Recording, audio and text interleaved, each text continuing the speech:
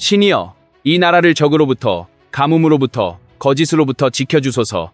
지금으로부터 2500년 전 페르시아 제국의 다리우스 대왕은 자신의 무덤에 이 문장을 새겨 넣었고, 그것은 마치 후대를 향한 예언이자 경고처럼 수천 년의 세월을 견뎌왔다. 그리고 역사의 수레바퀴가 한 바퀴를 돌아 제자리로 돌아온 지금, 그 예언은 섬뜩할 정도로 정확하게 현실이 되어가고 있다. 만약 다리우스가 오늘날의 이란을 볼 수 있다면 아마도 그는 무덤에서 일어나 한 줄을 더 추가하고 싶었을 것이다. 제발, 무슨 일이 있어도 비를 내려주소서. 이 메마른 땅 위로 단 한 방울이라도 내려주소서. 아야톨라의 땅에서 지금 벌어지고 있는 일은 한편의 비극적인 서사시와 같다. 과연 가뭄이 혁명을 일으킬 수 있을까? 45년간 철권 통치로 권력을 움켜쥐어온 이란 정권이 미사일도 아니고 폭탄도 아닌 물 부족으로 인해 뿌리째 흔들릴 수 있을까?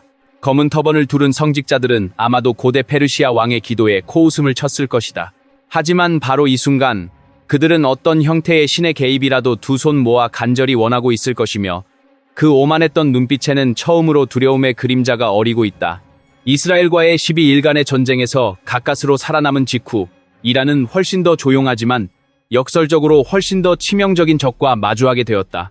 폭격기의 굉음도 없고 미사일의 섬광도 없으며 선전포고조차 없는 적이지만, 그 적은 천천히 그리고 확실하게 이 나라의 숨통을 조여오고 있다. 그것은 바로 그들 스스로가 수년간 무시하고 은폐하고 카펫 아래로 쓸어 넣으며 존재하지 않는 척했던 잔인한 가뭄이며, 해결책을 찾거나 최소한 완화하려는 어떤 진지한 노력도 기울이지 않았던 바로 그 재앙이 이제 복수하듯 목을 조여오고 있는 것이다.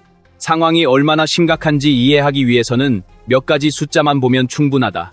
2025년 여름, 테헤란의 기온은 섭씨 50도에 육박했고 거리의 아스팔트는 끓어오르는 듯 했으며, 이 풍경은 마치 종말 이후에 세계를 그린 영화 매드맥스의 한 장면 같았지만, 차도르를 두른 여인들과 끝없는 교통체증이 함께하는 기묘한 매드맥스였다.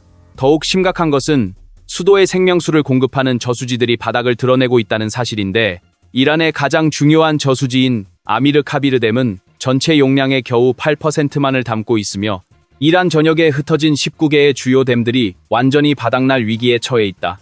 더욱 절망적인 것은 그 남은 8%의 물마저도 대부분이 이른바 죽은 물이라는 사실이다. 마실 수도 없고 정화할 수도 없으며 펌프로 퍼올릴 수조차 없는 물, 오직 바라보며 한숨을 내쉴 수 있을 뿐인 물이 저수지 바닥에 고여 있다. 다행히 12월 중순부터 하늘이 조금씩 열리기 시작해 비가 내렸고 테헤란을 포함한 여러 지역에 첫눈도 내렸지만, 이것은 극단적인 상황에서의 잠깐의 안도에 불과하며 일시적인 휴식 이상의 의미를 갖기 어렵다. 왜냐하면 이것은 단발성 가뭄이 아니라 6해째 이어지고 있는 극심한 가뭄이기 때문이며, 기후 패턴 자체가 변하고 있어서 이 적대적인 환경이 새로운 일상이 될 수 있다고 많은 전문가들이 경고하고 있기 때문이다. 이란 정부는 한때 상상조차 하기 어려웠던 가능성을 진지하게 검토해야 하는 지경에 이르렀다. 테헤란을 대피시키는 것, 거의 1000만 명이 거주하는 거대 도시를 물이 없다는 이유로 비워내는 것 말이다. 이것은 마드리드 인구의 3배에 해당하는 사람들이 물 부족 때문에 삶의 터전을 떠나야 할 수도 있다는 뜻이며, 수도에 남은 식수가 단칠 1분밖에 되지 않았던 순간이 실제로 있었다. 한편 기후 조건이 비슷한 이스라엘에서는 수도 꼭지를 틀면 깨끗한 물이 콸콸 쏟아지는데, 이것은 물론 하늘이 내린 행운이 아니라 수십 년간 체계적으로 쌓아온 투자와 기술 개발의 결과다. 하지만 이란은 다른 길을 선택했고 핵 프로그램과 미사일 개발에 국가의 자원을 쏟아부었으며, 그것은 우선순위의 문제였고 지금 그 우선순위의 대가를 치르고 있다. 기나긴 가뭄은 강을 파괴하고 습지를 말려버리고 단수를 강요하고 수력 발전량을 급감시켰으며, 마침내 수도를 제로데이의 벼랑 끝으로 몰아넣었다.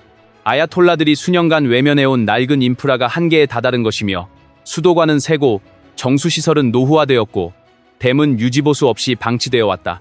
당국은 언제나 그랬듯이 국민 탓을 하며 소비를 줄여야 한다고 국민이 물을 너무 많이 쓴다고 말해왔는데, 이것은 예측과 투자의 부재를 감추기 위한 궁색한 변명에 불과했다. 이제는 새로운 핑계가 추가되었는데, 이스라엘의 공격이 주요 수도관을 손상시켰다는 것이다. 하지만 가뭄은 이 재앙의 겉모습에 불과하며 기후가 상황을 더 어렵게 만드는 것은 사실이지만, 우리는 21세기를 살고 있고 가뭄 그 자체는 더 이상 변명이 될 수 없다. 이스라엘에게 물어보라. 아랍에미리트에게 물어보라. 그들은 같은 사막에서 물의 기적을 만들어냈다. 극심한 건조함 아래에 숨겨진 진짜 문제는 잘못된 관리, 만연한 부패, 그리고 역설적으로 외국의 군사 개입이 아닌 물 때문에 무너질 수 있는 정권의 맹목적인 군사적 집착이다. 이란에서 벌어지고 있는 이 이야기에 주목해야 하는 이유는 이것이 물의 새로운 지정학이라는 거대한 서사의 한 장이기 때문이다. 이 장은 하나의 질문을 던지고 있는데 과연 아야톨라들이 종말에 가까워지고 있는가 하는 것이다. 2026년 유럽의 외교관들은 이스라엘이 이란을 다시 공격할 가능성이 높다고 경고하고 있으며 내부에서 서서히 무너지고 있는 나라의 외부의 군사적 압력까지 더해지고 있다. 이야기는 언제나 숫자에서 시작하지만 결국 인간의 믿음에서 끝나게 되며 세계 최고의 자원 부국 중 하나를 이토록 처절하게 목마르게 만든 것이 무엇인지, 45년 된 정권을 미사일이 아닌 물이 무너뜨릴 수 있는지, 이란이라는 나라에서 펼쳐지고 있는 이 비극의 실체를 지금부터 낱낱이 살펴보고자 한다. 재앙의 본질을 파헤치기 전에 이란이라는 나라가 얼마나 절박한 상황에 처해 있는지 먼저 보여주고자 한다. 지금 이 순간 이란 정부는 하늘에서 비를 만들어내려 하고 있는데 이것은 시적인 비유가 아니라 문자 그대로의 현실이다. 구름 씨 뿌리기라고 불리는 이 기술은 비행기와 드론 그리고 지상에 설치된 장비들을 동원해 구름 속에 화학 결정을 주입하는 방식으로 운이 좋으면 물방울 몇 방울이라도 떨어지길 간절히 바라는 일종의 과학적 기도와 같다. 올해만 이란은 37회의 항공 임무와 61회의 드론 임무를 수행했으며 지상에서는 약 2000시간에 달하는 작전을 펼쳤지만 결과는 처참할 정도로 빈약했다. 세계 기상기구는 이 문제에 대해 매우 명확한 입장을 밝혔는데 구름씨 뿌리기의 효과는 과학적으로 논쟁의 여지가 크며 결코 구조적인 해결책이 될 수 없다는 것이다. 하늘을 향해 화학물질을 뿌리며 비를 구걸하는 비행기들의 모습은 마치 현대 과학의 언어로 드리는 기도처럼 보이며 정부가 하늘의 비를 애원해야 하는 상황이 되었다는 것은 이미 땅 위에서의 모든 노력이 실패했음을 처절하게 인정하는 것과 다름없다. 그러나 구름 씨 뿌리기의 실패가 진짜 문제의 핵심은 아니며 진짜 문제는 물이 부족하다는 표면적 현상이 아니라 이 모든 것이 세계에서 가장 부유한 나라 중 하나가 될 수 있는 잠재력을 가진 국가를 조직적으로 파괴해온 정권의 직접적인 결과라는 점이다. 이것은 결코 과장이 아니며 숫자들이 그 진실을 웅변하고 있다. 1977년으로 거슬러 올라가 보자. 이슬람 혁명이 일어나기 직전 마지막으로 정상적이라고 부를 수 있었던 그 해의 이란 경제는 터키보다 26% 더 컸고 한국보다는 무려 65%나 더 컸으며 베트남 경제의 5.5배에 달하는 규모를 자랑했다. 1960년대와 70년대에 걸쳐 이 나라는 눈부신 경제 도약을 경험했는데 사우디아라비아를 제치고 세계 최대의 원유 수출국으로 올라섰고 전 세계에서 투자자들과 이민자들이 몰려들었으며 심지어 유럽에서도 기회의 땅을 찾아 이란으로 건너오는 사람들이 있었다. 이란은 중동 지역에서 단연 최고의 산업 강국으로 부상했고 경제는 석유 의존에서 벗어나 다양한 분야로 확장되었으며 정부는 국가의 안정적인 에너지를 공급하기 위한 원자력 발전소 네트워크 개발에 착수하기까지 했다. 하지만 오늘날의 현실은 그때와 완전히 다른 세계가 되어버렸다. 이슬람 혁명 이후 약 40년이 흐른 지금 한국 경제는 이란의 4배 규모로 성장했고 터키 경제도 이란의 2배를 훌쩍 넘어섰으며 이것은 물가 차이를 조정한 구매력 기준으로 계산해도 마찬가지다. 더욱 충격적인 것은 이 모든 쇠락이 세계 최대 규모의 석유와 천연가스 매장량을 발밑에 두고 있으면서 벌어진 일이라는 점이다.